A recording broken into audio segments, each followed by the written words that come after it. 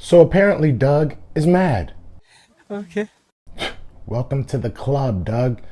Took you long enough. Let's talk about it, man. Eagles fans everywhere, this is for you.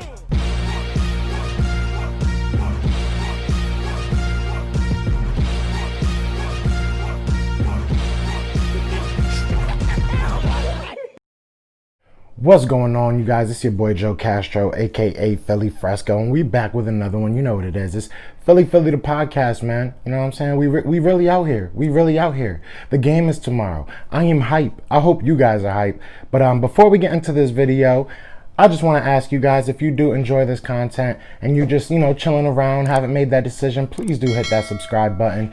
It helps out the channel a lot, pushes it out to other Eagles fans, and I'm trying to build a community. So Doug Pederson is mad. Doug Pederson is upset. It's about time. It is about time. It took a loss to the Giants. I hate saying that out loud, but it took a loss to the Giants for him to maybe finally wake up. We are going against the Cleveland Browns. Myles Garrett is not going to be playing. That's very big. So Doug Pederson obviously went on the radio and was like, he's upset. He's not happy with what's going on in Philly, where I think he's mentally now where the Eagles fan base has been for a good maybe 3-4 weeks. If I'm being nice about it, I think we could have took a couple of the losses, but even the Redskins loss in week 1, that was a big eyebrow raiser, to say the least. So we really need to get it together, man. If he's upset, he needs to show it. I don't want to hear nothing. I don't want to hear the talks. I've said this a million times. I'd rather him just not say anything at these press conferences. They just become more and more depressing. It sucks watching him talk out there because it feels like he has no type of spine with what he's saying. It's just a bunch of sideways talk, if you will. But he says he's angry, so we'll see what that means. Let's see if our players come out and play upset. Like I said, Myles Garrett will not be playing. He's on the COVID list. So prayers up to him, but that is huge for Sunday. This is a team that we can make I hate to sound like a homer and sound overly optimistic, but everything is still in front of the Eagles. Last year when the Eagles lost to the Dolphins, it felt like everything was crashing down. The season was over. We had no chance in the NFC East. Mind you, the schedule was a lot easier last year, but we came out and we played better after that game, So the same thing can happen now. This is about as healthy as we're going to get. I believe we may be getting Isaac back, if not this week, next week. So this is about as healthy as we're going to get. If that offensive line can get some consistency, who knows what can happen? You know what I'm saying? And now Doug's upset. So maybe this offense becomes a little bit more creative. We are losing, not losing for a long time, but this week we won't have Press Taylor and I believe Rich Scandriello. I can't say his name, but correct me if I'm wrong, but I know it's two of our coaches won't be able to be on the sidelines because of, again, COVID. A couple of our players were out because of COVID. So there's a lot going on. But I want to stick focused to Cleveland because I feel like we have the players to be able to go out there and win this game, and it could be a big morale boost if nothing else if we win this game. The NFC East looks like it's ours to lose at this point. We have to really just tank. And I do not want to see that. I don't know if any other Eagles fans wants to see that. That you tell me in the comments who you would even take if we tanked. And that's a bar right there. But who would you even take if we ended up with like the 5th, 6th pick? Maybe. I think that would probably be best case scenario if we started losing every game. So to me, I don't trust this staff enough to say let's tank and get the best person that fits it. Because who is that person? Is it somebody like Micah Parsons? I would love to see him from PSU. We need a linebacker.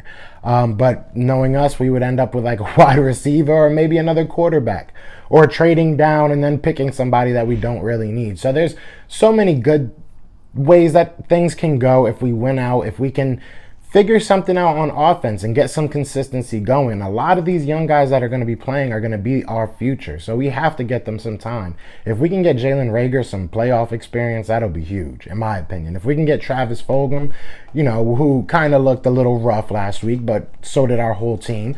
But if we can get Travis Fulgham some real reps in the playoffs, the sky's the limit for these kids, and that's really what you got to think of. And even on the defensive side, looking at Kayvon Wallace, Josh Sweat, Looking at, just the players that we have, Darius Slay, getting him in our system and giving him a playoff game as soon as he comes to Philly. These things mean things, you know what I'm saying? So I'm not one to say that this is an indictment. I think we can come out here and we can beat the Browns.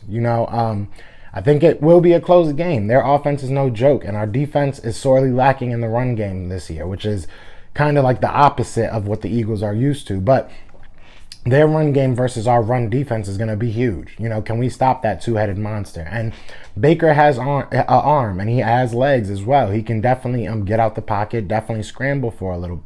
And we have not shown the ability to stop that. So it's going to be huge. I think that's going to be our biggest.